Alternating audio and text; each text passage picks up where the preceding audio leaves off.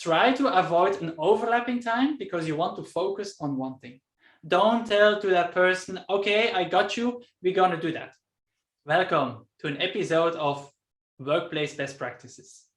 Today I want to talk about the first 100 days as a manager or changing from one management position into another management position.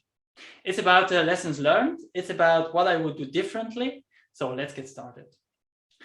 Now, it all starts the moment that you have decided and that the management agreed that you're going to change from one function into another function. From that moment, and it depends, of course, a little bit from the organization-wise, from that moment, it is important that you already start to focus on your new function. Now, if it's in the same company, if it's the same manager, which can be that you're still going to report to the same management, then it is very important that you have clear expectations and that you also have a clear deadline from when you're going to change from this position into another position. The day that you have the new function, then don't work again on this old one. Try to avoid an overlapping time because you want to focus on one thing. And this is also the same from if you go to another organization.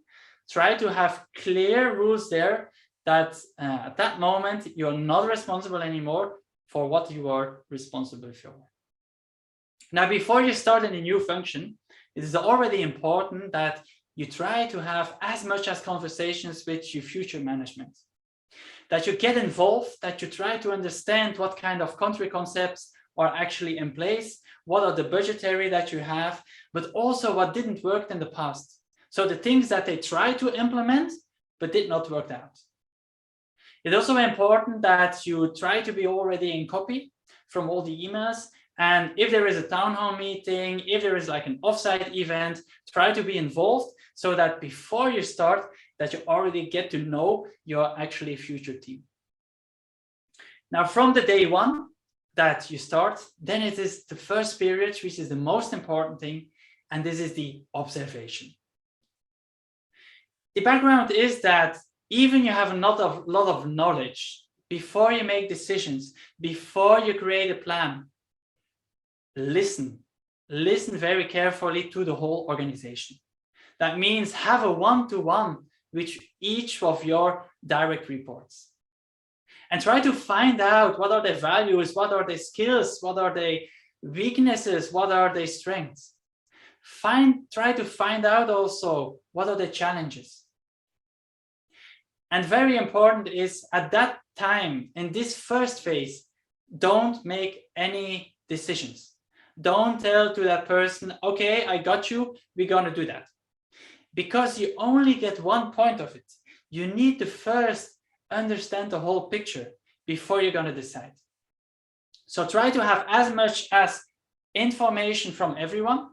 Try also to find out which organizations are working very well with other organizations, which also have some conflicts, because this will be very important for your measurement, for actually you putting measures in place. It is also important to find out if one of your employees also applied for your function. If that is the case, then also have an open conversation with that person. It can be that this person is still jealous, is still frustrated, and this person will be frustrated on you because you, at the end, have this function. But it's not your fault that they decided to take you. So have an open conversation with this person so that this is clear from the beginning. Now, after this first phase, which is the most important phase, then it comes to the analyzing. Then once you got an overview of everything in this organization where you are in charge of, then you can start to actually figure it out, to prioritize, and to make a proposal to your manager. Before you explain that to your team, then of course it is important that you have a discussion with your manager and that he's also aligned and that he's also agreed with a certain direction that you want to go.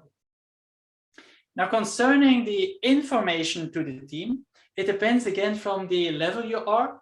The higher you come, the faster you need to do a town hall meeting, the faster you need to have meetings. And there, it is very important that you already give a certain direction, that they understand what your values are, what kind of leaders you are, so that they already are not suspected anymore, and that they already can focus on that. So in the second phase, once you have that, then you also can already explain that to your team. And before it comes into the implementation phase, there you already need to find out who are the stakeholders. So try to find out from your whole team who is actually will be responsible for the execution of the measurement, and involve them after the analyzing phase, involve them directly so that they get to know that it's also part of their project, that not only it's your project and they execute, but they are part of it, so that they also actually make it together with you. That means that they are much more behind the measures if they come out with the measures themselves. So involve them from the beginning in the executing phase. Make sure that they create some smart measures.